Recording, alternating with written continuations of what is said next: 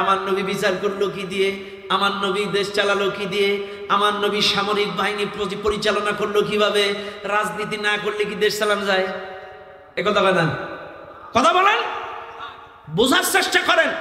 চাইলে এই কথা যারা বলবে কোরআনে রাজনীতি নাই, বিশ্বাস করেন সে যে দলের হোক, যদি তওবা না করে তার ঈমান থাকবে না, কাফের হয়ে যাবে।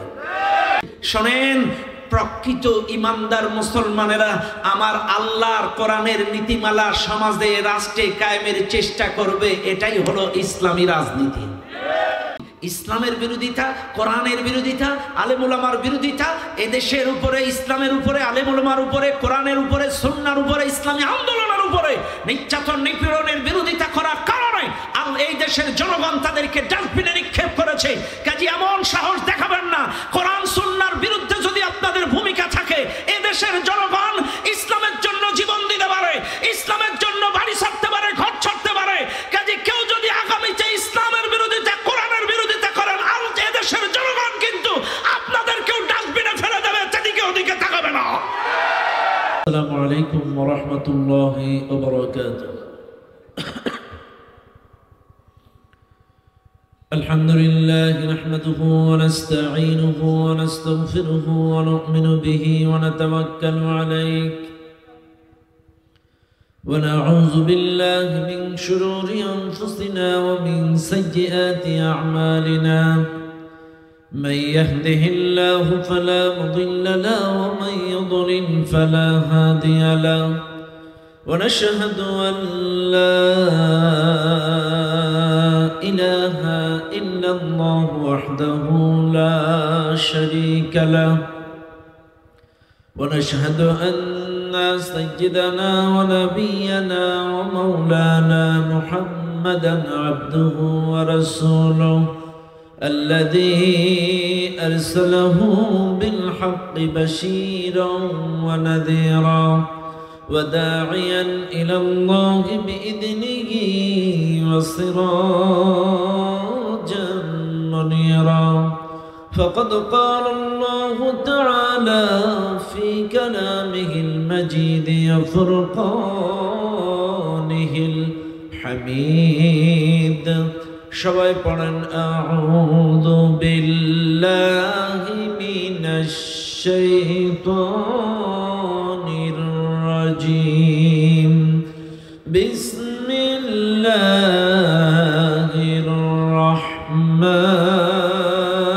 রাহমানির রাহিম ওয়ালাকাদ বা'আথনা ফি কুল্লি উম্মাতির রাসূলান আন ই'বুদুল্লাহা ওয়াজতানিবুত তাগুত وقال تعالى إن الله وملائكته يصلون على النبي يا أيها الذين آمنوا صلوا عليه وسلموا تسليما درود إبراهيم اللهم صل على محمد وعلى آل محمد كما صليت على إبراهيم وعلى آل إبراهيم إنك حميد مجيد اللهم بارك على محمد وعلى آل محمد كما باركت على إبراهيم وعلى آل إبراهيم إنك حميد مجيد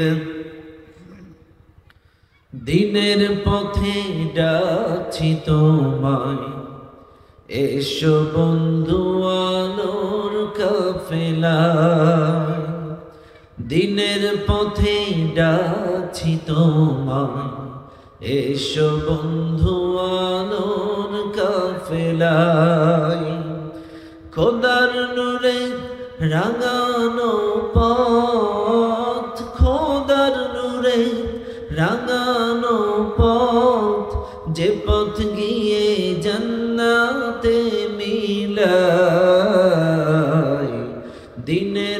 পথে ডাকছি তোমায়, এসো বন্ধু আলোর কাফেলায়।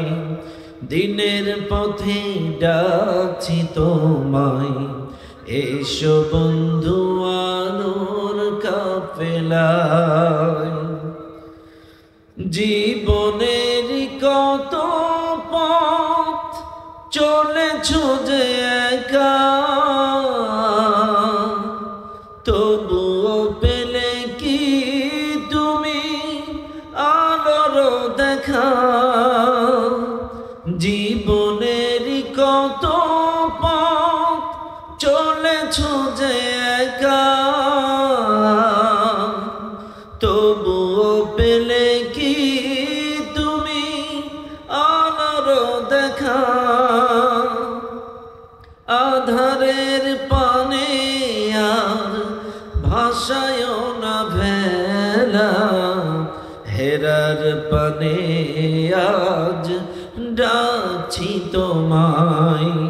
দিনের পথে ডাকছি তোমায়, এসো বন্ধু আলোর কাফেলায়। খোদার নূরে রাঙানো পথ, খোদার নূরে রাঙানো পথ, যে পথ গিয়ে জান্নাতে মিলায়। দিনের পথে ডাকছি তোমায়, এসো বন্ধু আলোর কাফেলায়। আলহামদুলিল্লাহ, মনিটরের সাউন্ড একটু বাড়ান। আলহামদুলিল্লাহ, মনুশিকদারপাড়া সমাজ কল্যাণ ঐক্য পরিষদের উদ্যোগে ষষ্ঠ বার্ষিকী আজকের বিশাল তাফসীরুল কোরআন মাহফিলের সুযোগ্য সম্মানিত সভাপতি, আজকের মাহফিলের সম্মানিত প্রধান অতিথি, বিশেষ অতিথিবৃন্দ, বিশেষ করে আজকের মাহফিলের প্রধান মুফাসসির, সারা জাগানো ইসলামী আলোচনা জগতের উজ্জ্বল নক্ষত্র, সারা বাংলার মুসলমানদের হৃদয়ের স্পন্দন, আমার অত্যন্ত আত্মার আত্মীয়, আন্তর্জাতিক খ্যাতিসম্পন্ন মুফাসসিরে কোরআন জনাব হযরত মাওলানা কামরুল ইসলাম সাঈদ আনসারী সাহেব, আজকের মাহফিলের প্রধান আলোচক, তত্ত্বভিত্তিক আলোচনা শুনিয়ে অলরেডি গোটা পৃথিবীর বাংলা ভাষাভাষী সকল মানুষের হৃদয়ে জায়গা করে নিয়েছেন প্রখ্যাত আলেমে দ্বীন হযরত মাওলানা শাইখ মোহাম্মদ জামাল উদ্দিন সাহেব। আল্লাহ তাআলা আমার এই প্রিয় দুই আলোচককে গোটা বিশ্বব্যাপী কোরআনের দাওয়াত পৌঁছে দেওয়ার তৌফিক দান করুন, বলেন আমিন। তাদের শরীর স্বাস্থ্য কন্ট্রোনালি হেফাজত করুন, বলেন আমিন। আমার আগে আলোচনা করছিল আঞ্চলিক এই অত্র এলাকার একজন প্রিয় আলেম, আল্লাহ পাক হুজুরকেও কবুল করুন, বলেন আমিন। আজকের মাহফিলের মঞ্চে উপস্থিত এলাকার সুনামধন্য ব্যক্তিবর্গ, মুরব্বিয়ান ইকরাম, উলামা ইকরাম, উলামা আইজাম, ডানে বামে সামনে উপস্থিত, দূর দূরান্ত থেকে আগত দিনদার মুত্তাকিন পরেজগার ভাই ও বাবাজিরা, পদ্মার আড়ালে শ্রদ্ধেয়া আমার সম্মানিত মা ও বোনেরা, সকলকে সুন্নাত তরিকা অনুযায়ী সালাম জানাই। আসসালামু আলাইকুম ওয়া রাহমাতুল্লাহি ওয়া বারাকাতুহু। সর্বপ্রথম শুকরিয়া আদায় করি সেই আল্লাহ সুবহানাহু ওয়া তাআলার দরবারে, যেই আল্লাহ তাআলা আপনাকে আমাকে অত্যন্ত দয়া করে মায়া করে এই কুরআনুল কারীমের মাহফিলে, জান্নাতি বাগানে আসার এবং বসার তৌফিক দিয়েছেন, যিনি সে মহান মালিকের দরবারে প্রাণ খুলে সমস্বরে সমবেত আওয়াজে সমবেত চেষ্টায় জীবনের শ্রেষ্ঠ শুকরিয়ার ঝান্ডাটা আল্লাহ তাআলার আরশ আজিমে পৌঁছায় দেয়। চিৎকার মেরে বলুন আলহামদুলিল্লাহ। আর একটু জোরে বলুন আলহামদুলিল্লাহ। দুরূদ ও সালাম পাঠ করি সে মহান মানবতার মুক্তির দূতের জন্য, যিনি আমার আপনার সকলের কিয়ামতের কঠিন মুসিবতের সময়ের একান্ত সুপারিশকারী, প্রিয় নবী নবী মুহাম্মদুর রাসূলুল্লাহ, সবাই বলুন সাল্লাল্লাহু আলাইহি ওয়াসাল্লাম। মাগফিরাত কামনা করছি সেই সকল ভাইদের জন্য যারা দ্বীনের জন্য, ইসলামের জন্য প্রাণ দিয়ে শহীদ হয়েছেন, আল্লাহ তাআলা তাদের সকলকেই জান্নাতুল ফিরদাউসের সর্ব উচ্চ মর্যাদা দান করুন। চিৎকার মেরে বলেন আল্লাহুম্মা আমিন। সম্মানিত ভাইরা, আজ এই মাহফিলে আসতে পেরে আপনারা খুশি না বেজার? আরো জোরে আলহামদুলিল্লাহ।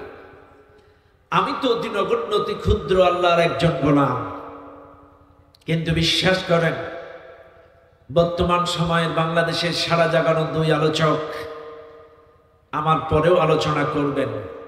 আলহামদুলিল্লাহ, আমি মনুশিকদার পাড়া সমাজ কল্যাণ ঐক্য পরিষদকে ধন্যবাদ জানাই যে তারা এত ভালো ভালো আলেমকে এই কোরআনুল কারীমের বাগানে, এই মাহফিলে দাওয়াত দিয়েছেন। আল্লাহ পাক এই সমাজ কল্যাণ ঐক্য পরিষদকে কবুল করুন, বলেন আল্লাহুম্মা আমিন।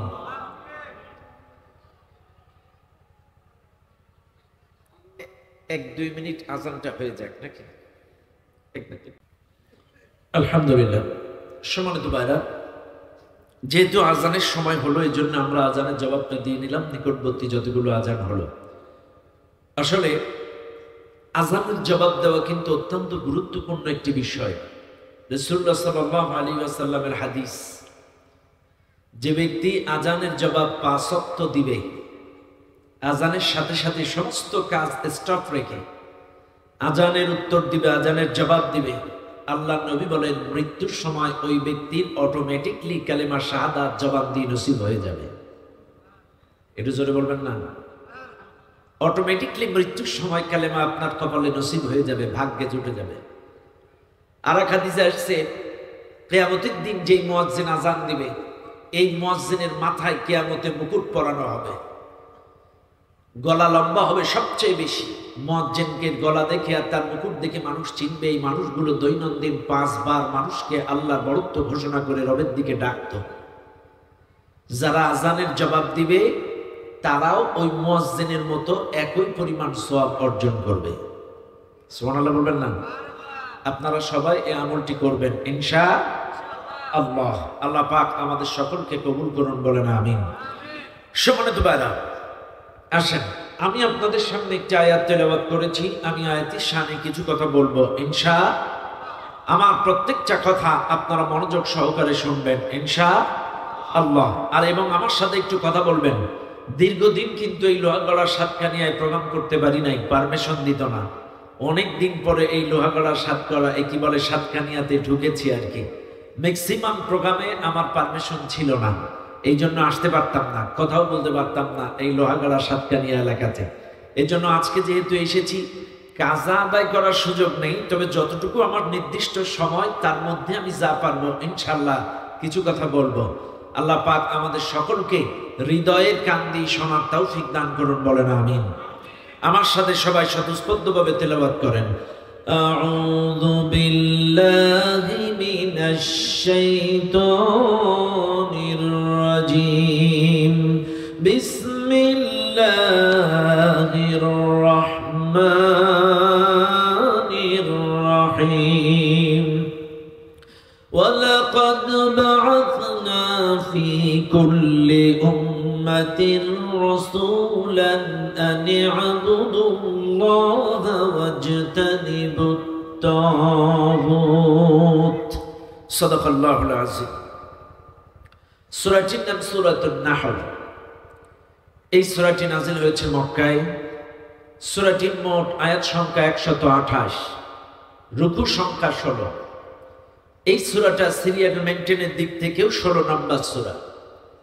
এই সূরাটার ৩৬ নম্বর আয়াতের কিছু অংশ আমি আপনাদের সামনে তেলাওয়াত করেছি, কারণ আল্লাহ কোরআনের ব্যাখ্যা শেষ করে পারা যায় না। এই জন্য আমি পুরো আয়াতটা শেষ করি নাই, আমি কিছু অংশ তেলাওয়াত করেছি। আল্লাহ তাআলা বলেন, ওয়ালাকাদ বা'আসনা ফি কুল্লি উম্মাতির রাসূল। আমি প্রত্যেকটা জাতির মধ্যে একজন করে রাসূল প্রেরণ করেছি, এবং তাদের দায়িত্ব ছিল এইটা, গোলামি করো আল্লাহ, বর্জন করো তাগুত। আন ই'বুদুল্লাহ ওয়াজতানিবুত তাগুত। তাদের দাওয়াত ছিল। চাইলে আমি শাব্দিক অর্থ কিন্তু আপনাদেরকে বলে দিলাম। আল্লাহ পাক বলছে আমি প্রত্যেকটা জাতির মধ্যে প্রত্যেকটা কওমের ভিতরে একজন করে রাসূল প্রেরণ করেছি, আর প্রত্যেকটা নবীর একই দায়িত্ব ছিল, আন ইবুদুল্লাহ ওয়াজতানিবুত তাগুত, গোলামি করো আল্লাহর, বর্জন করো তাগুত। এখন আসেন, চাইলে আমরা বুঝলাম গোটা পৃথিবীতে আমাদের জন্য এই পৃথিবীতে যত নবী রাসূল আল্লাহ তাআলা প্রেরণ করেছেন, প্রত্যেকটা কওমের কাছে জাতির কাছে একজন করে নবী পাঠিয়েছেন এবং তাদের দায়িত্ব দুটো করে দিয়েছেন, একটা হচ্ছে আল্লাহর গোলামি, একটা হচ্ছে বর্জন করো তাগুত। এই দুটি কথা বলে পাঠিয়েছেন। এখন আপনারা খেয়াল করেন, চাইলে আমার আলোচনার মূল পয়েন্ট কিন্তু দুইটা, একটি হচ্ছে গোলামি আর একটা হচ্ছে তাগুত বর্জন। এবার আপনারা যারা এখানে আছেন একটু খেয়াল করেন। এক নাম্বার, প্রত্যেকটা নবী প্রথম যে দাওয়াতটা দিয়েছেন আনি ইবুদুল্লাহ, গোলামি করো কার? আরো জোরে বলেন, আরো জোরে বলেন। হ্যাঁ, এখানে এসে কথা বললে লাভ না লস? বেশি বেশি সুবহানাল্লাহ আলহামদুলিল্লাহ বললে আমাদের হৃদয়ের ময়লাগুলো পরিষ্কার করে দিবেন কে? এই মাহফিলে এমন কোন মানুষ আছেন যে বলবেন আমার জীবনে কোনো গুনাহ নাই? আছেন কোন মানুষ বলতে? এমন কোন মানুষ নাই যেই লোকটা বলবে যে আমার জীবনে কোনো গুনাহ নাই। হাত দি, পাও দি, চোখ দি, অন্তর দি, কান দি, চোখ দি, নাক দি, প্রত্যেকটা অঙ্গ প্রত্যঙ্গ দিয়ে আমরা গুনাহ করেছি। গুনাহ করতে করতে আমাদের হৃদয়গুলো আজকে শক্ত হয়ে গেছে, কলবগুলো নষ্ট হয়ে গেছে। এত দোয়া হয় কিন্তু চোখে পানি আসে না। এই জন্য আপনারা যদি বেশি বেশি আল্লাহর জিকির করতে পারেন, আল্লাহ স্মরণ করতে পারেন, কোরআন তেলাওয়াত করতে পারেন, কোরআনের মাহফিলে এসে বেশি বেশি সুবহানাল্লাহ আলহামদুলিল্লাহ কোরআনের আয়াত তেলাওয়াত করতে পারেন, আল্লাহ জিকির করতে পারেন, আমার আপনার দিলের ময়লাগুলো পরিষ্কার করে দিবেন কে? আরো জোরে বলেন কে? তাহলে এক নাম্বার হচ্ছে আনি ইবুদুল্লাহ, গোলামি করো আল্লাহ, ইবাদত করো আল্লাহ। এখন আপনারা যারা এই মাহফিলে আছেন বলেন তো ইবাদতের অর্থ কি? আমাদের দেশের মানুষ কিন্তু ইবাদত করে কিন্তু ইবাদত বুঝে না। ইবাদত করে ঠিকই কিন্তু ইবাদত বুঝে না ইবাদত আসলে কি। মনে রাখবেন, এই মাহফিলে যত মানুষ আছেন আপনাদেরকে একটু ভালো করে বুঝাই। আমার আপনার নবী যেই সময় আল্লাহর পক্ষ থেকে নবুয়াতি পেয়ে এই পৃথিবীতে আসলেন, নবুয়াতি আল্লাহ তাআলা তাকে দিলেন, 4 দফা কর্মসূচি দিয়েছিলেন।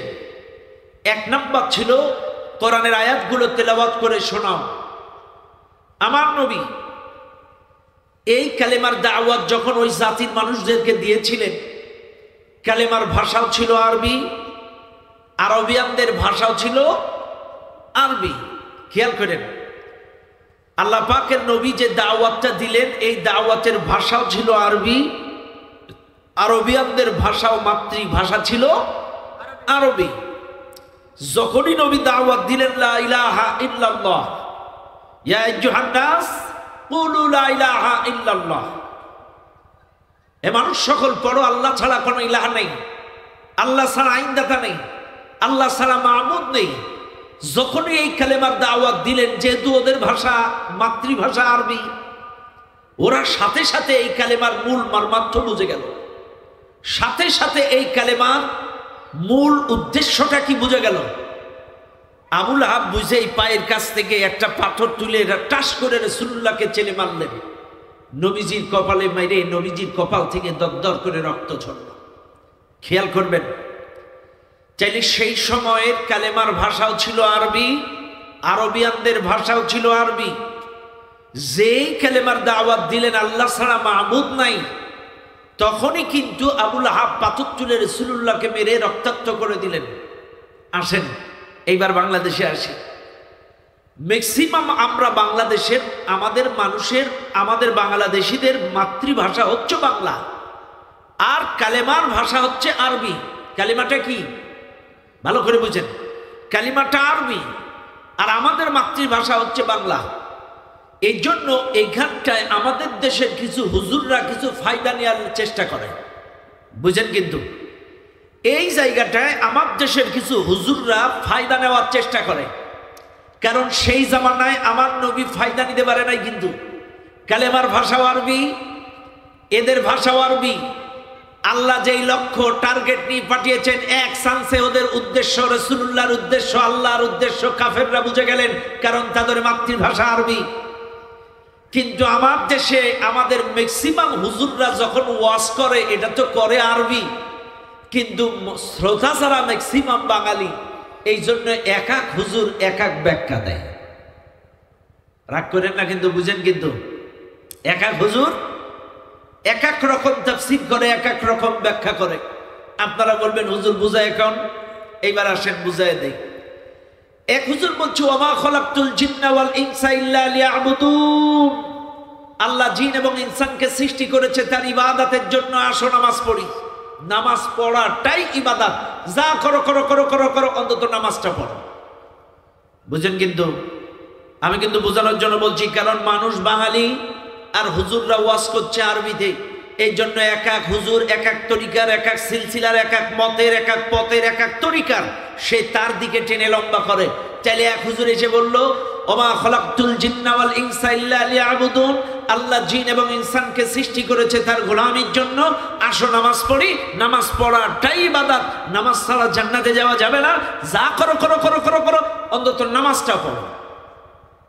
এই জন্য বাংলাদেশের মানুষ মনে করে নামাজটা ইবাদত। এই জন্য ও সুদ খাক, ঘুষ খাক, জেনা করুক, দুর্নীতি করুক, রডের বদলে বাঁশ দিকা যাই করুক, অন্তত নামাজটা পড়ো। যেমন শামীম উসমান পড়তো, আমাদের ম্যাডাম পড়তো, এরকম অনেকেই, আমাদের দরবেশ কাকুও পড়তো। কথা না বুঝবেন কিন্তু, আমি কিন্তু বোঝানোর জন্য বলছি। ওই যে আমাদের দেশের কিছু হুজুররা বলেছে নামাজটাই ইবাদত, এই জন্য ওরা যা করে করে করে, নামাজ তো ঠিক আছে। কথা বলেন না, বুঝেন আপনারা, বুঝেন। আমি কিন্তু বোঝানোর জন্য বসছি এখানে, কিন্তু আমি অযথা অনর্থক কোনো কথা বলি না। চাইলে এক হুজুর এসে বললো ওমা খলাকতুল জিন্না ওয়াল ইনসা ইল্লা লিয়াবুদুন, নামাজটা ইবাদত, আসো নামাজ পড়ি। এই জন্য আমাদের দেশের ম্যাক্সিমাম মানুষের বিশ্বাস নামাজ ঠিক আছে, কাজে সুদ খাও, ঘুষ খাও, জেনা করো, দুর্নীতি করো। রাগ করবেন না, আজকের জুম্মার দিন গেল, এই জুম্মার দিনে সব মুসল্লি যদি প্রকৃত ইমানদার হয়, চাইলে ডিসি অফিসে, টিউনো অফিসে, ভূমি অফিসে ঘুষগুলো খায় কারা?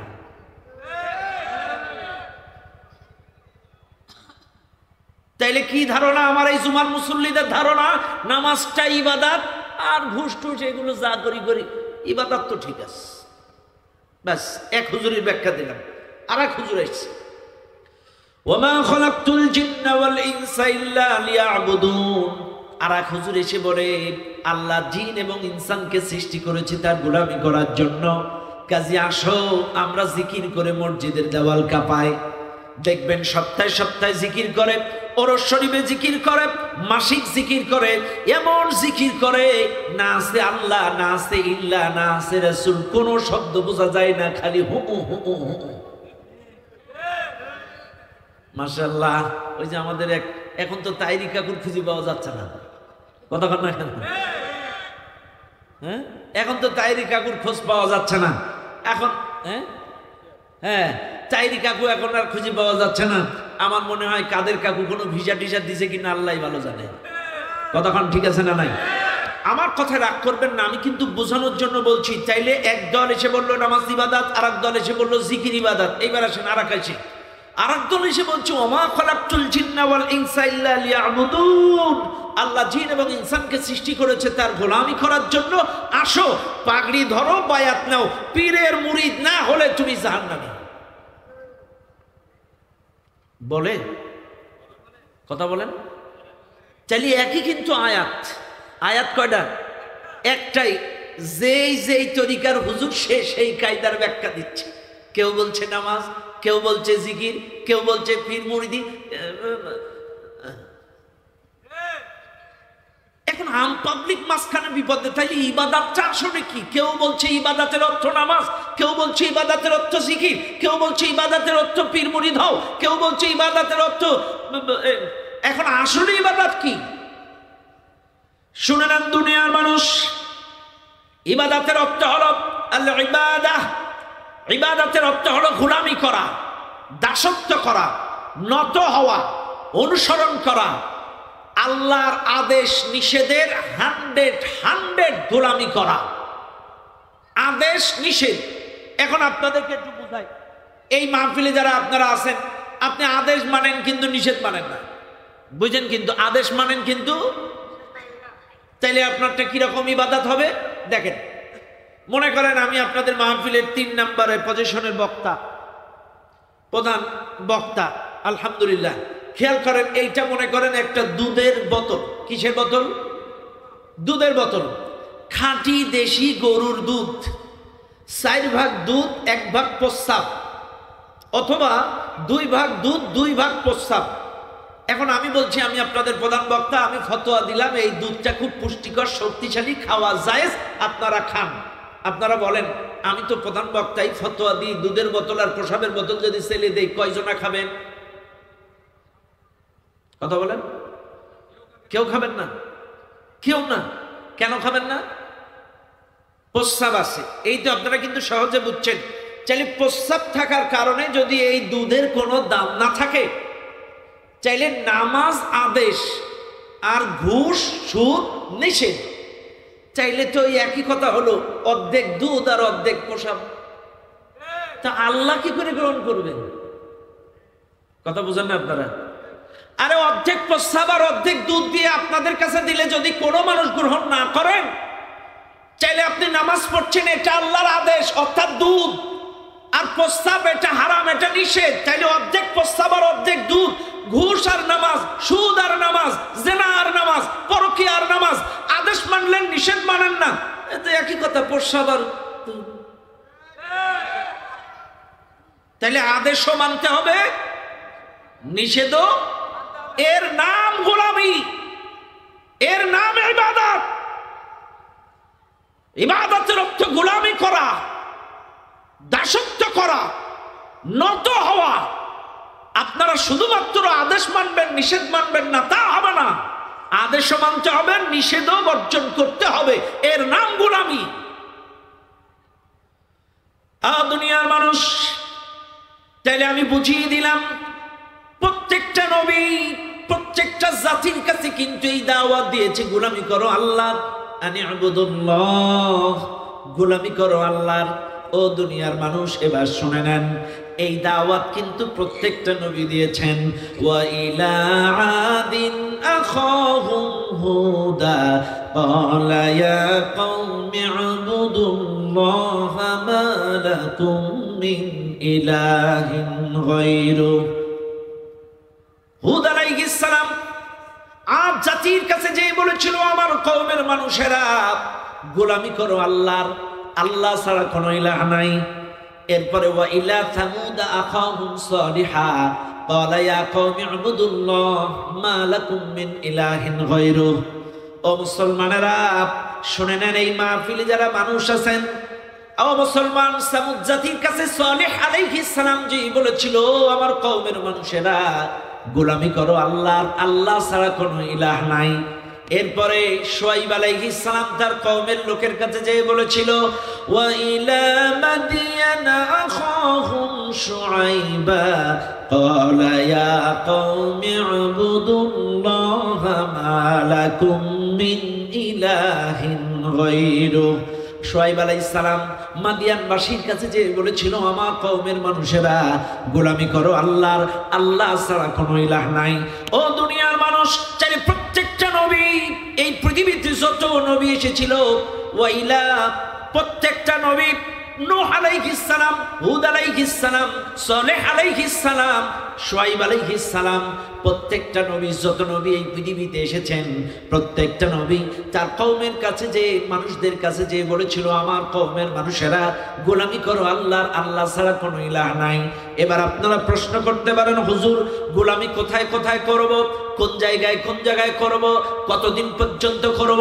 এই মানুষগুলো যদি প্রশ্ন করে গোলামি কতদিন করব, আল্লাহ কোরআন বলেন, ওয়া'বুদ রাব্বাকা হাত্তা ইয়াতিয়াকাল ইয়াকিন, নিশ্চিত মৃত্যু আসার আগ পর্যন্ত গোলামি করো। ওয়া'বুদ রাব্বাকা হাত্তা ইয়াতিয়াকাল ইয়াকিন, নিশ্চিত মৃত্যু আসার আগ পর্যন্ত আপনাদের কাছে নিশ্চিত যতক্ষণ মৃত্যু না যাবে, শ্বাস প্রশ্বাস যতক্ষণ চলবে, ততক্ষণ পর্যন্ত আল্লাহর গোলামি করা লাগবে। এবার প্রশ্ন করবেন, গোলামি কোথায় কোথায় করব? আল্লাহ তাও বলেন, ইয়া ইবাদিয়াল্লাযীনা আমানু ইন্না আরদি ওয়াসিআতুন ফাইয়ায়া ফা'বুদুন। আল্লাহ পাক বলছেন, এই পৃথিবীটা অনেক বড়, প্রশস্ত, তুমি যেখানেই থাকো সেখানেই আমার গোলামি করো। রান্নাঘরে আসো, গোলামি করো আমার। পার্লামেন্টে আসো, গোলামি করো আমার। চাকরি করছো, গোলামি করো আমার। ব্যবসা করছো, গোলামি করো আমার। নৌকা চালাচ্ছ, গোলামি করো আমার। তুমি যেই জায়গায় থাকো না কেন সেখানেই আমার গোলামি করো। এইবার আপনারা এই মাহফিলে যারা আছেন, এইবার বুকে হাত দেন, এই গোলামি যে করা লাগবে, এইটা আপনারা কি প্রতিশ্রুতি আল্লাহকে দিয়েছেন? দিয়েছেন? দিয়েছেন? খেয়াল করেন, অনেকেই বলবে যে হুজুর আমরা গোলামি করব কেন? এটার অর্থ আমি বলছি, তবে আগে বুঝাই। মানুষ যদি ওয়াদা দিয়ে ওয়াদা খেলাপ করে তাকে কি বলি? সবাই বলেন, সবাই বলেন, আরো জোরে। জোর হলো না? লজ্জা পাচ্ছেন বলতে। প্রতিশ্রুতি যদি দিয়ে না রাখে তাকে যদি মুনাফিক বলা হয়, বেয়াদবি মাফ করবেন, এই মানুষগুলো 5 ওয়াক্ত নামাজে যে আপনারা বলেন ইয়্যাকা না'বুদু ওয়া ইয়্যাকা নাস্তাঈন, ইয়্যাকা না'বুদু, কি বলছেন? তোমারই গোলামি করি। এটা কিন্তু আপনি নামাজে বলতেছেন, খেয়াল করেন। চাইলে 5 ওয়াক্ত নামাজ যারা পড়ে, দৈনন্দিন 5 ওয়াক্ত নামাজে সর্বনিম্ন হইলেও 48 বার আল্লাহকে বলছে যে আল্লাহ ইয়্যাকা না'বুদু, তোমার গোলামি করি, তোমার গোলামি করি, তোমার গোলামি করি। আপনি নফল নামাজেও গোলামি করছেন, সুন্নাত নামাজেও গোলামি করছেন, বেতের নামাজেও গোলামি করছেন, ফরজ নামাজেও গোলামি করছেন, সব নামাজে বলছেন গোলামি করি, তোমারই গোলামি করি, তোমারই গোলামি করি। চাইলে দৈনন্দিন একটা মানুষ যদি 48 বার বলে তোমার গোলামি করি, ও মসজিদের বাইরে এসে এর গোলামি করে। কথা বুঝলেন? আপনি মসজিদের মধ্যে বললেন তোমারই গোলামি করি, অথচ মসজিদের বাইরে যে তাগুতের গোলামি করেন, নাস্তিকের গোলামি করেন, ইসলাম বিদ্বেষীর গোলামি করেন। কেন? আপনি মসজিদের মধ্যে বললেন কি আর বাইরে করলেন কি? আমি কিন্তু আগেই বলেছি, ওয়াদা দিয়ে যদি ওয়াদা না রাখে তাকে যদি মুনাফিক বলা হয়, আরে বিনা উজুয় মিছা কথা বললে যদি মুনাফিক হয়, যারা নামাজ পড়ে 5 ওয়াক্ত, ওদের কি উজু আছে না নাই? ওযু করে মসজিদে দাঁড়ায়, যায় নামাজে খাড়ায় বলে তোমার গোলামি করি, অথচ বাইরে যে নাস্তিকের গোলামি, তাগুতের গোলামি, ইসলাম বিদ্বেষীর গোলামি, মানব রচিত মতাদর্শের গোলামি, মানব রচিত মতবাদের গোলামি। চাইলে আপনি মসজিদে বললেন কি আর বাইরে করলেন কি? এটা আপনারাই বলেন, এটা কি হবে? আপনি মসজিদের মধ্যে বললেন তোমার গোলামি করি, অথচ মসজিদের বাইরে যে নাগুতের গোলামি, নাস্তিকের গোলামি, ইসলাম বিদ্বেষীর গোলামি, এরর গোলামি, 5টা গোলামি করেন। কেন? বিনা ওযুয় মিথ্যা কথা বললে যদি মুনাফিক হয়, যারা ওযু করে মসজিদে নামাজে মিথ্যা কথা বলে, আমি বিশ্বাস করি এরা ফরমালিন মুক্ত আন্তর্জাতিক মুনাফিক। আরে ইমানদারের চরিত্র তো দুরকম হয় না। ইমানদার মুখেও যা বলবে, অন্তরেও কথা বলেন না কেন? ভিতরেও যা, বাইরেও তা, ভিতরেও যা, বাইরেও তা। চাইলে আপনি মুখেও যা বলবেন, অন্তরেও সেটাই লালন করবেন। কথা বলেন ঠিক না বেঠিক? এবার আসেন, চাইলে আমরা আল্লাহকে ওয়াদা দিয়েছি কিন্তু গোলামি করি তোমার। এইবার বলেন, এই গোলামি কিন্তু আল্লাহ বলেছেন সব জায়গায় করো, শুধুমাত্র মসজিদের মধ্যে গোলামি করলে চলবে না। অর্থনীতিতে গোলামি করো, রাজনীতিতে গোলামি করো, পরিবার নীতিতে গোলামি করো, সমাজনীতিতে গোলামি করো, শিক্ষানীতিতে গোলামি করো, সংস্কৃতিতে গোলামি করো, সব জায়গায় আমার গোলামি করো। কথা কার? আরো জোরে বলেন কার? এইবার আসেন, মসজিদের মধ্যে গোলামি করেন কার? সবাই বলেন। অর্থনীতিতে তার, হ্যাঁ, অর্থনীতিতে তার গোলামি নাই। রাগ করবেন না আমার কথায়। একবার আমার একটা চেক বই হারাইছে, আমি থানায় গেছি, চেক বইটা ব্যাংকওয়ালারা বলল আপনাকে থানায় একটা জিডি করে ওই জিডির কপি এনে জমা দিতে হবে, তাইলে নতুন চেক বই। আমি গেছি থানায়, যে দেখি মহিলা দারোগা। দারোগা বলছে হুজুর আপনি পরে আসেন। কিছুক্ষণ পরে আবার গেছি, ম্যাডাম আমার একটা জিডি করা লাগবে, চেক বই পরে আসেন। আবার কিছুক্ষণ পরে, ম্যাডাম একটা জিডি, পরে আসেন। এইভাবে ৩-৪ ঘন্টা থানার বাউন্ডারি দিয়ে আমার পাত্তাই দিল না।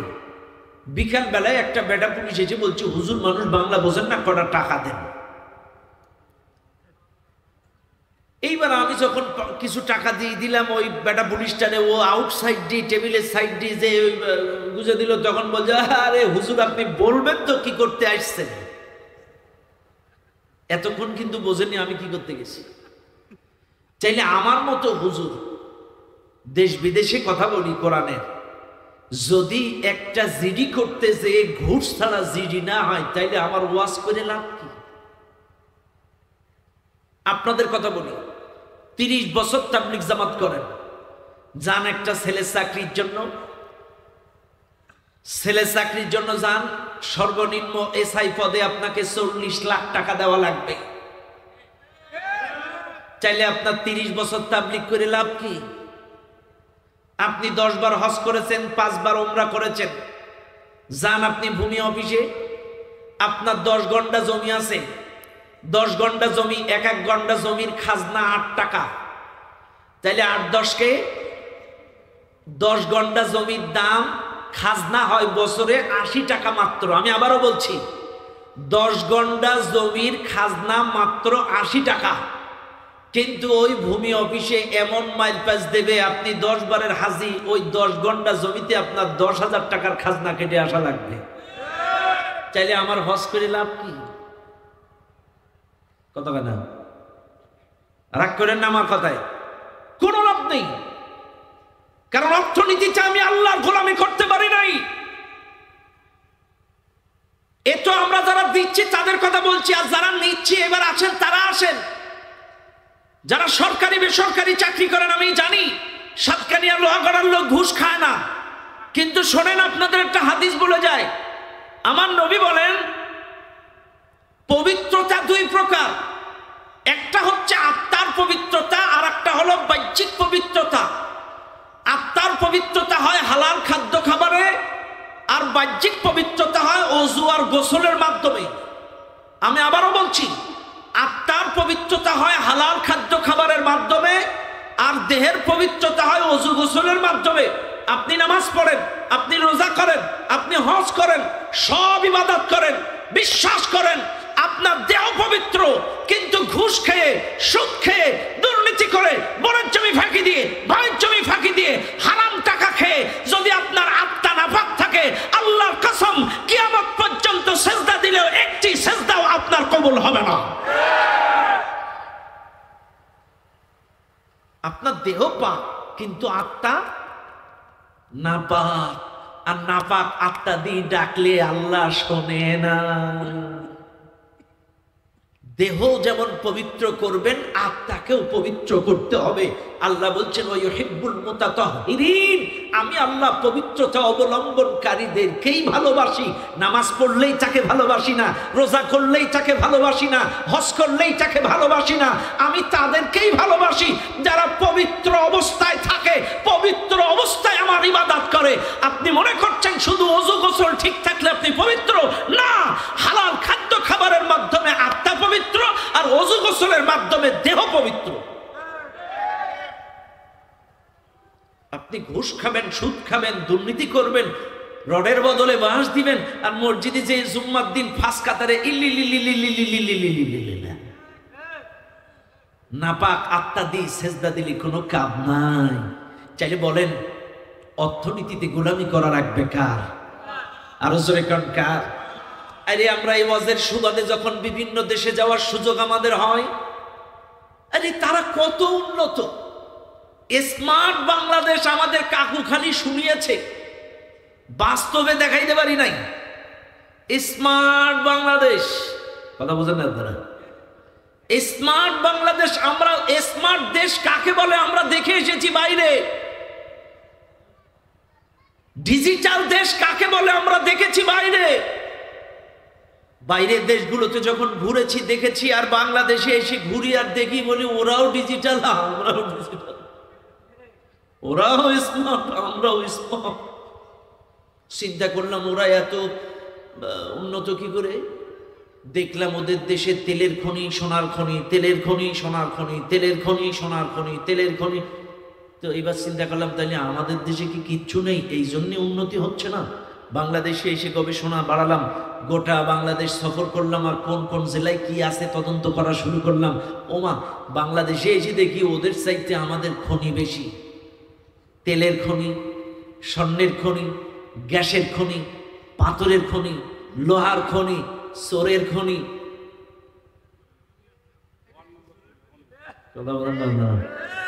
খনি আমাদের একটু বেশি। 6টা বৈধ, 1টা অবৈধ। 6টা কি বৈধ খনি, 1টা অবৈধ খনি।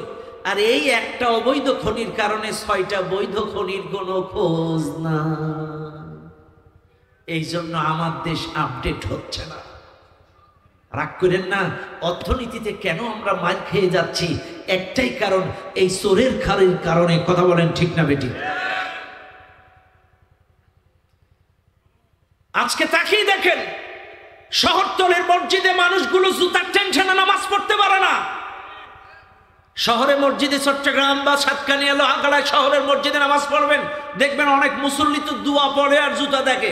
আত্তাহিয়াতু লিল্লাহি ওয়াসসালাতু তাইয়্যিবাতু ওয়াসসালামু আলাইকা আইয়ুহান, বাক্সর দিকে তাকায় আর কি।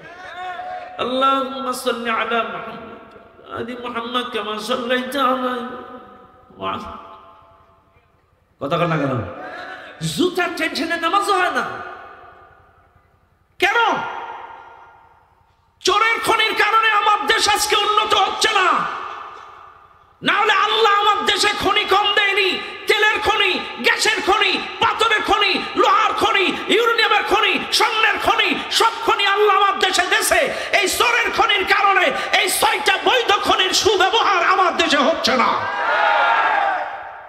বিশ্বাস করেন, অর্থনীতি যদি দুর্নীতি মুক্ত করতে না পারেন, অর্থনীতিতে যদি আল্লাহর গোলামি কায়েম করতে না পারেন, অর্থনীতিতে আল্লাহর গোলামি কি? আল্লাহর গোলামি কি? আল্লাহর গোলামি কোরআন দিয়েই আপনাকে অর্থনীতি পরিচালনা করতে হবে।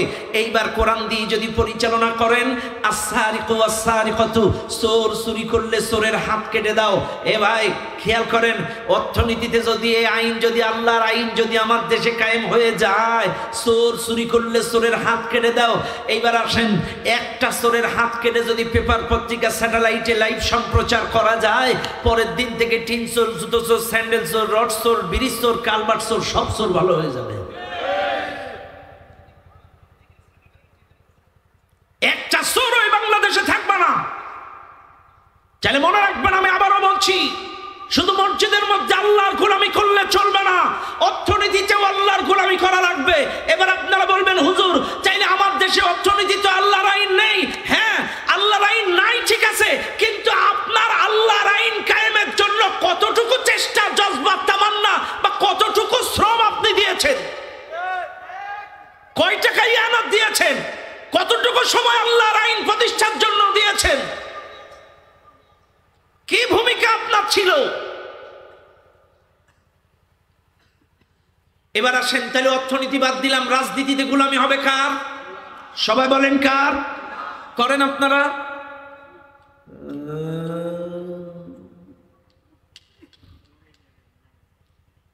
এক কাকু তো অলরেডি বলেই দিয়েছে কোরআনের মধ্যে কোনো রাজনীতি নেই। কাকু, এক কাকু গেছে আর এক কাকু আছে। সর্বোচ্চ সম্মান, শ্রদ্ধা, ভালোবাসা রেখে বলছি, আপনারা শিক্ষিত সুধী মানুষ, এদেশের সাবেক এবং ভবিষ্যৎ হয়তোবা নেতা, সর্বোচ্চ সম্মান শ্রদ্ধা রেখে বলছি, আমরা ইসলাম শিখেছি আমার নবীর কাছ থেকে। চাইলে আমার নবী যদি রাষ্ট্র পরিচালনা করে, আমার নবী যদি সামরিক বাহিনীর প্রধান হয়, আমার নবী যদি বিচার ব্যবস্থা চালায়, আমার নবী যদি রাষ্ট্র পরিচালনা করে তাহলে এগুলো আসলে কি জানেন, কোরআনে যদি রাজনীতি না থাকবে কি করে? আমার নবী বিচার করলো কি দিয়ে? আমার নবী দেশ চালালো কি দিয়ে? আমার নবী সামরিক বাহিনী পরিচালনা করলো কিভাবে? রাজনীতি না করলে কি দেশ চালানো যায়? একথা বলেন, কথা বলেন, বোঝার চেষ্টা করেন। চাইলে এই কথা যারা বলবে কোরআনে রাজনীতি নাই, বিশ্বাস করেন সে যে দলের হোক, যদি তওবা না করে তার ঈমান থাকবে না, কাফের হয়ে যাবে। ঈমান থাকবে না, কাফের হয়ে যাবে। এই জন্য আল্লাহর হস্তে অনুরোধ করব, এমন জাতির কোনো কথা বলবেন না। ক্ষমতার মালিক আল্লাহ, যাকে ইচ্ছা ক্ষমতা দিবেন, যাকে ইচ্ছা কেড়ে নেবেন। এক মামুদের কিন্তু কেড়ে নিয়েছেন। কারণ কি? ইসলামের বিরোধিতা, কোরআনের বিরোধিতা, আলেম উলামার বিরোধিতা। এদেশের উপরে, ইসলামের উপরে, আলেম উলামার উপরে, কোরআনের উপরে, সুন্নাহর উপরে, ইসলামী আন্দোলনের উপরে নির্যাতন নিপীড়নের বিরোধিতা করার কারণে এই দেশের জনগণ তাদেরকে ডাস্টবিনে নিক্ষেপ করেছে। কাজে এমন সাহস দেখাবেন না। কোরআন সুন্নাহর বিরুদ্ধে যদি আপনাদের ভূমিকা থাকে, এই দেশের জনগণ ইসলামের জন্য জীবন দিতে পারে, ইসলামের জন্য বাড়ি ছাড়তে পারে, ঘর ছাড়তে পারে। কাজে কেউ যদি আগামীতে ইসলামের বিরোধিতা, কোরআনের বিরোধিতা করেন, আর এদেশের জনগণ কিন্তু আপনাদেরকেও ডাস্টবিনে ফেলে দেবে, সেদিকে ওদিকে তাকাবে না।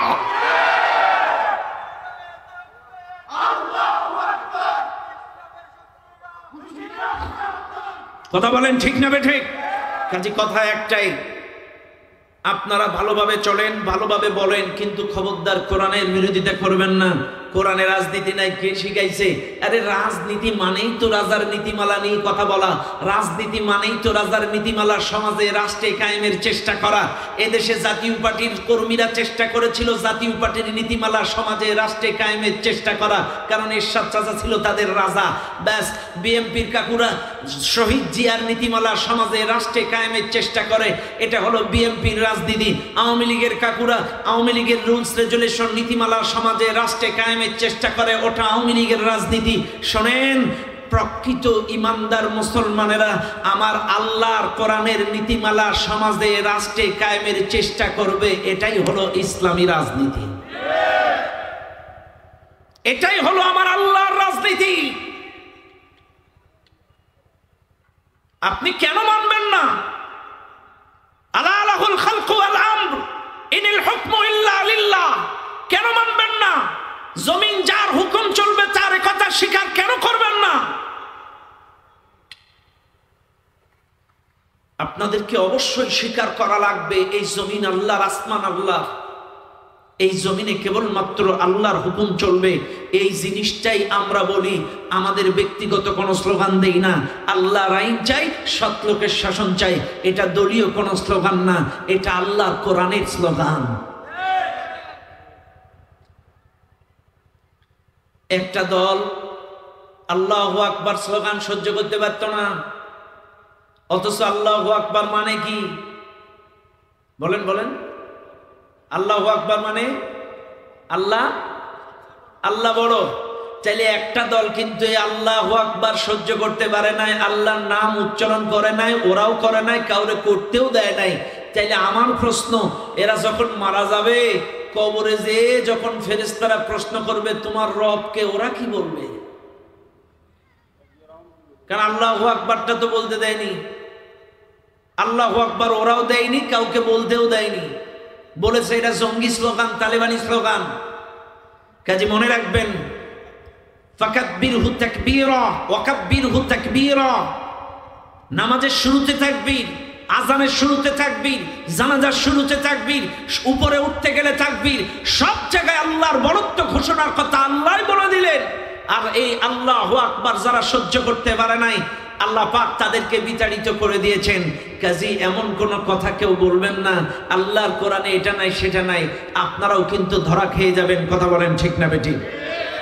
এখন সহজ সরল ভাষায় আপনাদেরকে একটু জবাব দেই। ও ভাই, এক কথায় জবাব দেন। ইসলামী রাজনীতির সহজ সরল একটা উদাহরণ আপনাদের দেই। আমার এই বাবাজির গায়ে আছে একটা চাদর, আর এই বাবাজির গায়ে আছে একটা কোট। কি কোট? এটা কি? মনে করেন নির্বাচনের 1 সপ্তাহ বাকি। কয় সপ্তাহ? 1 সপ্তাহ বাকি। আমার বাবার হলো চাদর পার্টি আর হুজুরের হলো কোট পার্টি। এখন মোড়ে মোড়ে নির্বাচনী অফিস, চাদর পার্টির অফিস, কোট পার্টির অফিস, মোড়ে মোড়ে অফিস, দলীয় নেতা কর্মীরা মিছিল মিটিং করবে আর এসে জিকির আজগার করবে এই কি বলে মিছিল মিটিং করবে আর এই অফিসে এসে চা পানি খাবে। এখন আসেন তো আমার সাথে আপনারা একটু মিছিল করেন। প্রথমে চাদর পার্টির মিছিল করবো, আমার সাথে স্লোগান দেবেন, চাদর পার্টি ভালো হলো, জয়ের মালা তার হোক। বলেন, চাদর পার্টি ভালো হলো, চাদর পার্টির চরিত্র। 2 ঘন্টা মিছিল করলেন চাদর পার্টি। এইবার মোড়ের মাথায় সাতকানিয়ায় যে দেখলেন একটা বিরোধী দল কোট পার্টির অফিস।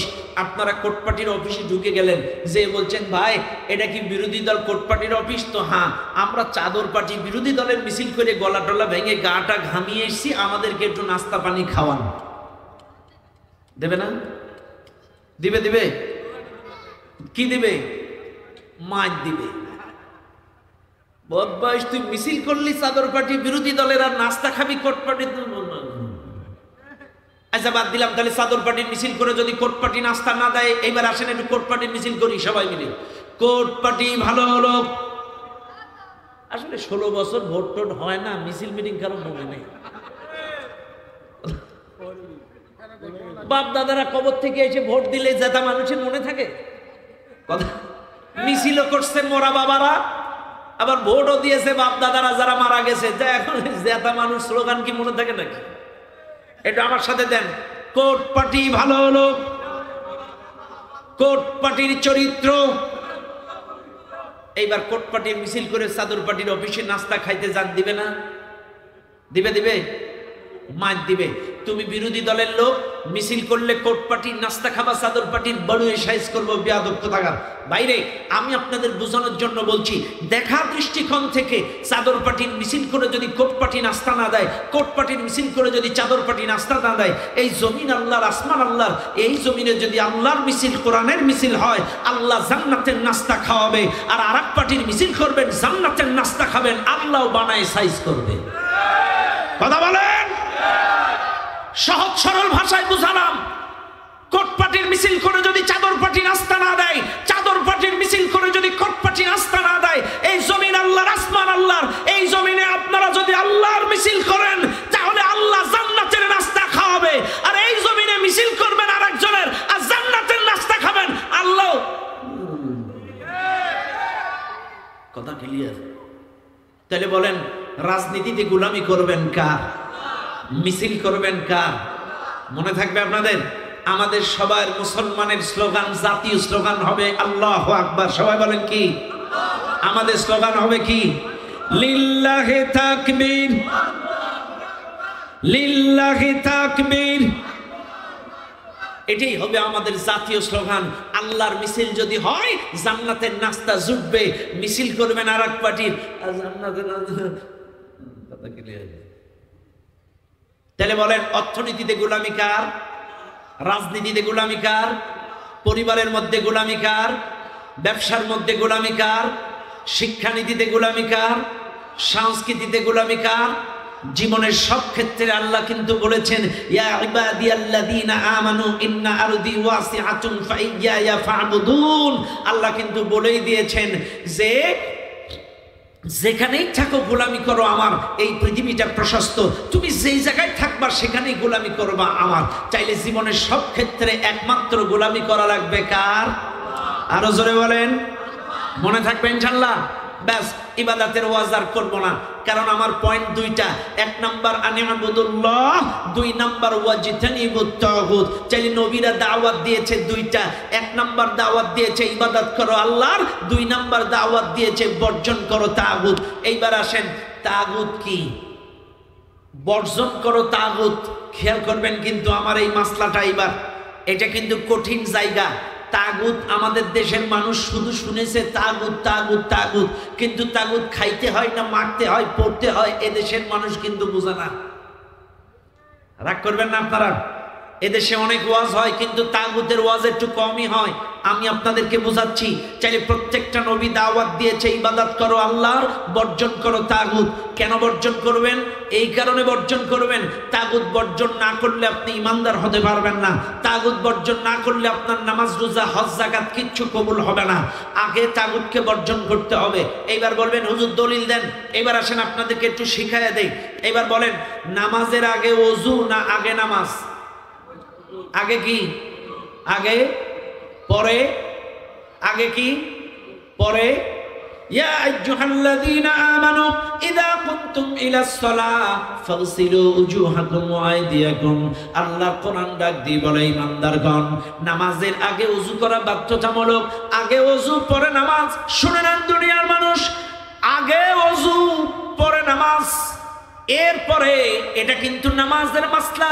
এবার আসেন ইমানের মাসলা। আল্লাহ পাক বলেন, আপনারা যদি নিজেদেরকে ইমানদার দাবি করতে চান, ফামাইয়াকফুর বিত্তাগুত ওয়া ইউমিন বিল্লাহ, আগে তাগুতকে অস্বীকার করো, এরপরে ওয়া ইউমিন বিল্লাহ, আল্লাহর প্রতি ঈমান আনো। এ ভাই, তাইলে নামাজের আগে ওযু করা যেমন বাধ্যতামূলক, একজন মানুষ নিজেকে ইমানদার দাবি করার আগে তাগুতকে অস্বীকার করা, বলেন না কেন, বাধ্যতামূলক। খেয়াল করবেন আবারও, চাইলে ওযু ছাড়া যেমন নামাজ হয় না, আগে নামাজ পড়ে পরে ওযু করলে যেমন কোনো লাভ নাই। এই দেশের মানুষ তাগুতির সাথে উঠা বসা করবেন, মানবরচিত মতাদর্শের পিছনে ঘুরঘুর করবেন, আর এদিকে এসে নামাজ পড়বেন, জিকির করবেন। এটা ওযু ছাড়া নামাজের মতো। কথা বুঝেন না আপনারা? চাইলে আগে ওযু পরে নামাজ, আগে তাগুত অস্বীকার করো পরে ঈমান। তাইলে এটা আমরা বুঝে গেলাম। এইবার আসেন তাগুত কি? তাগুত শব্দের অর্থ হচ্ছে সীমা লঙ্ঘন করা, ছাপিয়ে পড়া, অহংকার করা। একটু এবার আপনাদেরকে একটু বুঝাই দেই, ভালো করে খেয়াল করেন। চাইলে তাগুত অস্বীকার না করলে যেহেতু ইমানদার হওয়া যাচ্ছে না। আমি আবারও বলছি, যদি কোনো মানুষ তাগুত সম্পর্ক, তাগুতের রিলেশন ছিন্ন না করে, তাগুতের সম্পর্ক ছিন্ন না করে, তাগুতকে বর্জন না করে, ওই লোকটার ঈমান কসুর পাতার পানির মতো। কসুর পাতার পানির কি কোনো ওয়ারেন্টি গ্যারান্টি আছে? সবাই বলেন, কসুর পাতায় যদি কোনো পানি, এক ফোঁটা পানি আপনারা রাখেন, এটার কোনো ওয়ারেন্টি গ্যারান্টি আছে? কোনো ওয়ারেন্টি গ্যারান্টি নাই, যখন তখন এটা টাস করে পড়ে যেতে পারে। কাজী তাগুতের সাথে উঠা বসা চলাফেরা করবেন, আর আপনি নামাজ পড়বেন, জিকির আজগার করবেন, এটারও কোনো ওয়ারেন্টি গ্যারান্টি নাই। তাগুত অস্বীকার করে যদি ঈমান আনতে পারেন, এই ঈমান নষ্ট হবে না, এই ঈমান দমড়াবে না, এই ঈমান মস্কাবে না, এই ঈমান আপনার নষ্ট হবে না। আগে তাগুতের সম্পর্ক ছিন্ন করে এরপরে আল্লাহর প্রতি ঈমান।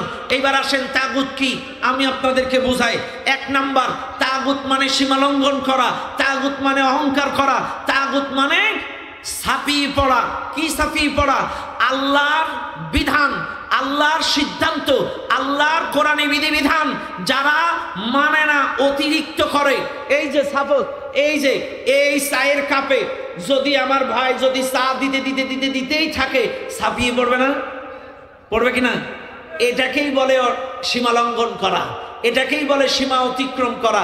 তো আমার আল্লাহ আপনাকে আমাকে এই পৃথিবীতে পাঠানোর পরে একটা সীমারেখা, একটা বাউন্ডারি দিয়েছে।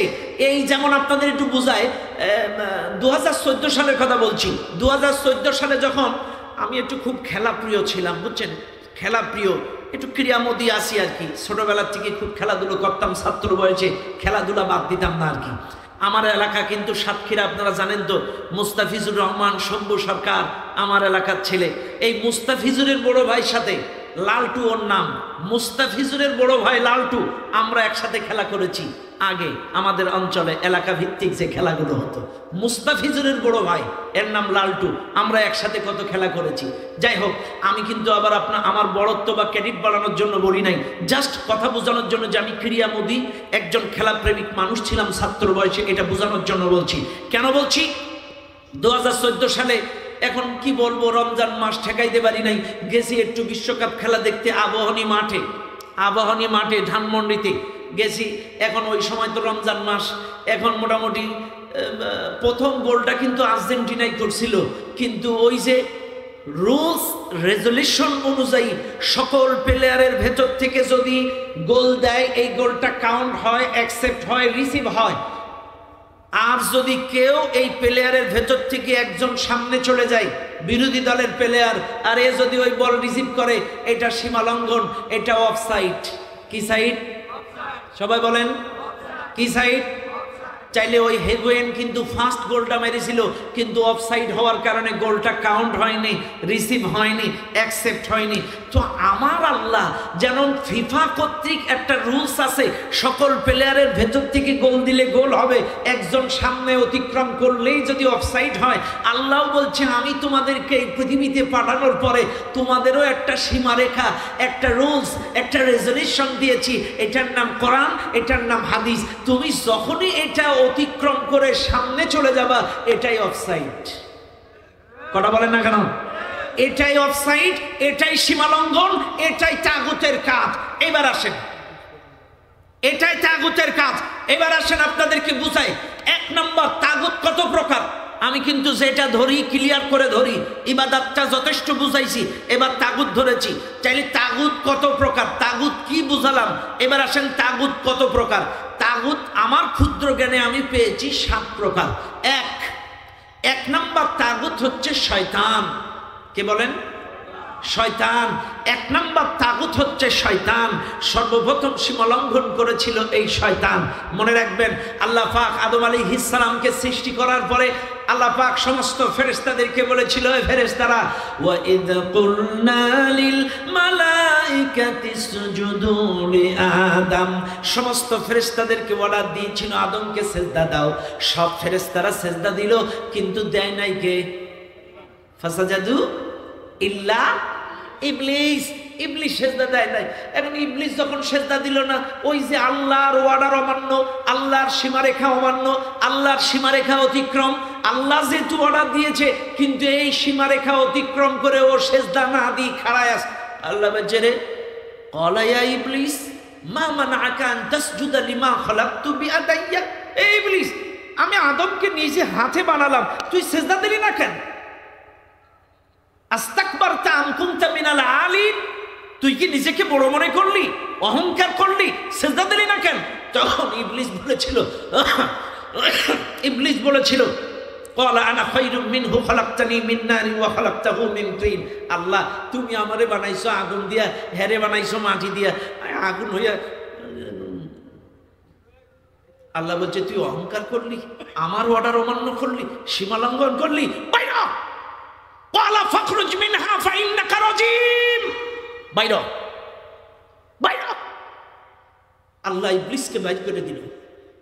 শুধু বাইর করে দেয়নি, আল্লাহ ইবলিসকে বলে দিল, ওয়া ইন্না আলাইকা লানাতি ইলা ইয়াউমিদ্দিন, তুই আমার অর্ডার অমান্য করেছিস, আমার রুলস সীমালঙ্ঘন করেছিস, কাজে কিয়ামত পর্যন্ত তোর পরে আমার অভিশাপ। ওয়া ইন্না আলাইকা লানাতি ইলা ইয়াউমিদ্দিন, কিয়ামত পর্যন্ত তোর প্রতি আমার লানত অব্যাহত থাকবে। চাইলে সীমা লঙ্ঘন করলে আল্লাহ কি পরিমাণ রেগে যান। 1 নম্বর তাগুত হচ্ছে শয়তান। এটা কেমনে করলো, কখন করলো, বুঝায় দিলাম। ব্যাস, এবার আসেন 2 নম্বর তাগুত হলো শাসক। ইসলাম বিরোধী শাসক কারা? কথা বলেন। ইসলাম বিরোধী শাসকরাও তাগুত। আবারও বলছি, শুনে নেন। 2 নম্বর তাগুত হচ্ছে ইসলাম বিরোধী শাসক। এখন আপনি বলবেন, হুজুর মানুষ কি করে তাগুত হয়? হ্যাঁ, এবার আপনাদের একটু বুঝায় দেই। ভাইরে, মানুষের পরিচয় হচ্ছে মানুষ গোলাম, আল্লাহর পরিচয় হচ্ছে আল্লাহ মালিক। আমি আবারও বলছি, মানুষের পরিচয় মানুষ গোলাম, আল্লাহর পরিচয় আল্লাহ মালিক। এই মানুষ যখন গোলামির পরিচয় ভুলে গিয়ে মালিকের জায়গা দখল করে, মালিকের জায়গা কোনটা?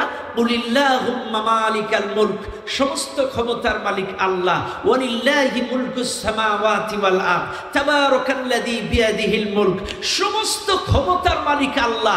কাজে আল্লাহ ক্ষমতার মালিক, আর মানুষ হলো গোলাম। তাইলে এই মানুষ যখন গোলামির জায়গা বাদ দিয়ে ওই ক্ষমতার জায়গা দখল করে, এর মানে হলো কেউ যদি বলে আমার ইউনিয়নে আমি অমুক অমুক নেতা আমার চাইছে ক্ষমতা এলাকায় কারো আসে নাকি, ওই লোকটা তখন আর মানুষ থাকে না, ওই এলাকার তাগুত হয়ে যায়।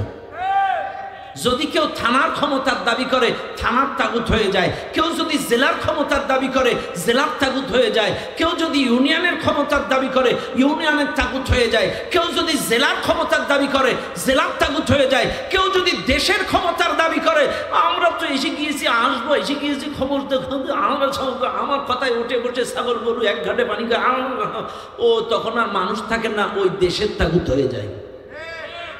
এবার বলবেন হুজুর দলিল, দলিল নেন। ওয়াকালা ফিরাউন ইয়া আইয়ুহাল মালাউ মা আলিমতু লাকুম মিন ইলাহিন গায়রি। ফিরাউন বলেছিল মিশরের সমস্ত সদস্যদেরকে, আমার সংসদ সদস্যরা, উজির পুজির নেতৃবৃন্দ, জনগণ, আমি ছাড়াও তোমাদের মিশরে ইলাহ আছে এটা আমার জানা নেই। ফিরাউন কিন্তু গোটা পৃথিবীর ক্ষমতার দাবি করেনি, ফিরাউন কিন্তু গোটা পৃথিবীর রাজ্যের ক্ষমতার দাবি করেনি, ফিরাউন কিন্তু শুধু মিশরের এরিয়ার ক্ষমতার লড়াই করেছিল, ফিরাউন শুধু মিশরের এরিয়ার ইলাহ সেজেছিল। ওয়াকালা ফিরাউনু ইয়া আইয়ুহাল মালাউ মা আলিমতু লাকুম মিন ইলাহিন গায়রি। আমি ছাড়াও তোমাদের ইলাহ আছে এটা আর জানা নেই, মিশরের মধ্যে তো আমি ইলাহ, আমি সব। ওই তখন ওই মিশরের ক্ষমতার বড়াই করেছিল, তখনই ফিরাউন হয়েছিল মিশরের তাগুত। কাজে মনে রাখবেন, মানুষের পরিচয় গোলাম, আল্লাহর পরিচয় মালিক। কাজে এই মানুষ যখন গোলামির পরিচয় ভুলে গিয়ে ক্ষমতার বড়াই করে, ক্ষমতার দাবি করে, আধিপত্য বিচার করে, ক্ষমতা আধিপত্য বিস্তার করে, তখন তারা আর মানুষ থাকে না, তাগুতে পরিণত হয়ে যায়। কথা ক্লিয়ার? ব্যাস, এইবার আসেন তিন নাম্বার। ও দুনিয়ার মানুষ, ভণ্ড পীর ফকির যারা, এরাও তাগুত। কারা? ভণ্ড পীর ফকির যারা। আমি আবারও বলছি, আমি হক্কানি কোনো আলেমের কথা বলি না, হক্কানি কোনো শায়েখের কথা বলি না, হক্কানি কোনো পীরের কথা বলি না, হক্কানি কোনো মুরব্বীর কথা বলি না, হক্কানি কোনো আউলিয়া আউলিয়ার কথা বলি না। ও দুনিয়ার মানুষ, আমার দেশের মানুষ কিন্তু বোঝে না আউলিয়া মানে কি। বন্ধু, আউলিয়া মানে বন্ধু, অভিভাবক। খেয়াল করেন, গার্জিয়ান, মুরব্বী, খেয়াল করেন এই মাহফিলে যারা আছেন, কথা কি শুনতেছেন? খেয়াল করেন কিন্তু সম্মানিত ভাইরা আমার, আমি আপনাদেরকে বুঝাচ্ছিলাম সূরাতুন নাহলের 36 নম্বর আয়াতের তাফসীর করছিলাম। মনে আছে আপনাদের? মনে আছে আপনাদের? সূরাতুন নাহলের 36 নম্বর আয়াতের কিছু অংশ তেলাওয়াত করে দুইটা পয়েন্টের উপরে কথা বলছিলাম। 1 নাম্বার আল্লাহর গোলামি, 2 নাম্বার হচ্ছে তাগুত বর্জন। আমি গোলামিটা বুঝিয়ে তাগুতের ব্যাপারে কথা বলছিলাম।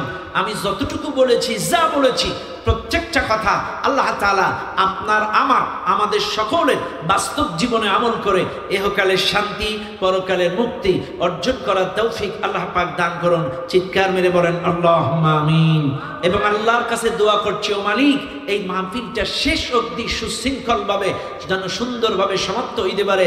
তোমার কুদরতি নজরে, রহমতের চাদরে এই মাহফিলটা শেষ অবধি তুমি হেফাজতের দায়িত্ব নিয়ে নাও। বলেন আল্লাহুম্মা আমিন। আসসালামু আলাইকুম ওয়া রাহমাতুল্লাহি ওয়া বারাকাতুহু।